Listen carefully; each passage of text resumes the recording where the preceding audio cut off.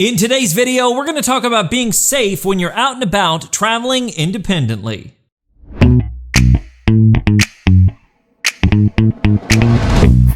What's up, VIPs? Welcome to Life After Sight Loss TV, the place to help you discover life after sight loss. My name is Derek, and if you're a regular subscriber, well, welcome back. And if you're new around here and want to learn more about living your life to the fullest as a visually impaired person or a sighted supporter, well, go ahead and get started by hitting that subscribe button and ringing the bell so you'll get notified of new content each and every week. Now, one thing that we all want to do after losing our sight is be independent, right? I mean, that's just a classic thing. We want to be independent, we want to travel independently, we want to do things as independent people.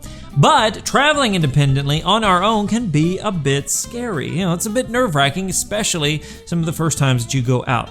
So today I wanted to talk about some of the things to consider to be safe. Not only, be safe not falling down or injuring yourself, but to be safe around other people. Because I've heard it said, if you go out with a white cane or a guide dog or something like that, people are going to see that you're blind and they're probably going to want to take advantage of you, and maybe that's true for some people. Maybe there are some awful people out there who will take advantage of visually impaired people. But 96% of the time, at least that's the percentages I just made up, it's going to be fine. I've never had a huge issue with somebody taking advantage of me. Now, people aren't always the kindest out in the world, but that's a whole nother topic. But we do want to be safe on both accounts. So I've got a few tips for you today. Keeping that in mind, as we go out and we travel independently, we want to be safe. First of all, I encourage everybody to use a mobility tool, like a white cane or a guide dog if you have one. Because the thing is, if you've got that tool, it's going to help you more than harm you, at least in my opinion. Now, I know what you're thinking. Well, you just said that if I use a white cane or a guide dog, people might notice and want to take advantage of me. No, I said that might be an issue, but it's a very small percentage, I feel like. But I think it's much better to use a tool, one, for, curbs and stairs and just general things like that, but two, to give people an idea if you need help, or to let them know to get out of the way when you're coming down the street, things like that. And if you bump into somebody and they whip around and they're like, "What are you doing?" and they realize you have a cane, you probably won't get yelled at quite as much. Now, I can't guarantee that, but at least that's the hope. So I encourage you, always use that mobility tool, even if you think right now, well, I'm not at a place to use the cane, I don't need the cane.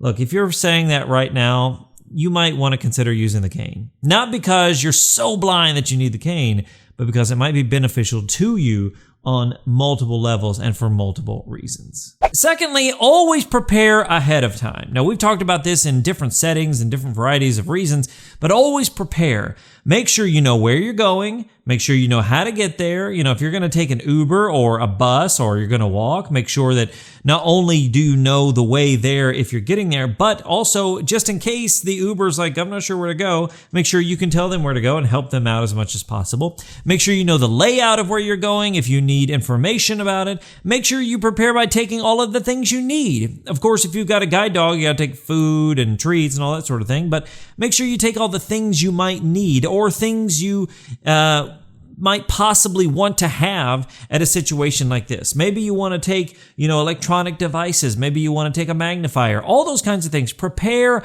ahead of time, and it will make you so much more confident when you're in those settings. I can't say it enough. Preparation will save you so much anxiety. I've got a video I just did about that with a packet of Sweet and Low and so forth, which I'll link down in the description below. But just be prepared as much as possible, and that will give you a lot of confidence when you're out and about. Number 3, I encourage you to be focused on the area around you, not only for curbs and stairs and doors and things like that, but just be aware of how people are interacting with you. Are they coming up next to you? Are they grabbing you? Things like that. Just be hyper-focused, if you will. Now, this takes some mental energy and does drain you after a bit, but it's so important to be hyper-focused on the area around you, both the people around you and your surroundings, including the things you're going to walk on, like curbs and steps and so forth. Number 4, I encourage you to know how much cash you have, and more importantly, know what kind of cash you have.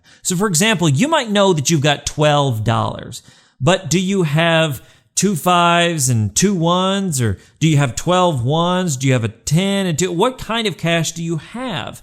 It's important to know that, because if you're going to a place and you're spending money, you want to know what they gave you so that, you can make sure you got the right cash back, if you will. Maybe you want to fold your money. The classic way, you take a dollar bill, you fold it in half. You take a $1 bill, you don't fold it at all, 5 in half, a 10 in half long ways, and a 20 in half both ways. Now, you can fold it like that if that helps you out, or you can just, really focus on using a debit card or a credit card, something like that. Maybe Apple Pay if you've got an iPhone, something of that nature.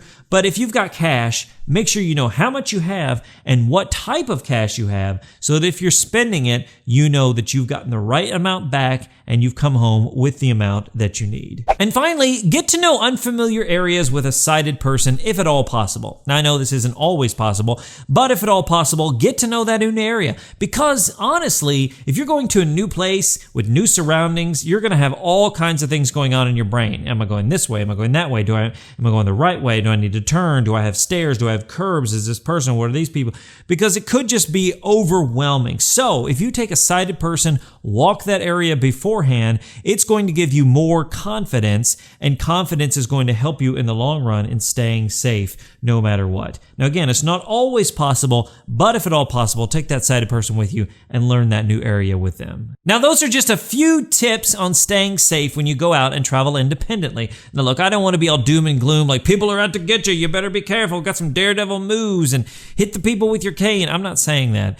But I am saying that we can always be prepared and stay safe when we're out and about, especially on our own. There's nothing wrong with that, nothing wrong with being prepared for that. It doesn't mean we have to be afraid, or we're so afraid that when we're out or our stomachs are turning, we're getting ready to vomit all the time. Like, that's not what we want to do. We want to be prepared and be confident travelers, independent travelers, so when we're out, we're ready for the situations that arise. So my question for you today is this: what is one way that you stay safe when you're traveling independently? Is it one of these tips I gave today? Something else? Well, I'd love to hear about it, and I know others would as well, so let me know in the comments below. Hey, if you liked this video, if you found it helpful, well, go ahead and show your support by giving it a big thumbs up and sharing it out with somebody that you know. And like I said, if you are new around here and want to learn more about this whole visually impaired life, well, go ahead and hit that subscribe button and ring the bell so you'll get notified of all my new content coming out every Monday, Wednesday, and Friday. Thank you so much for watching wherever you are, and until next time, remember that sight loss isn't the end,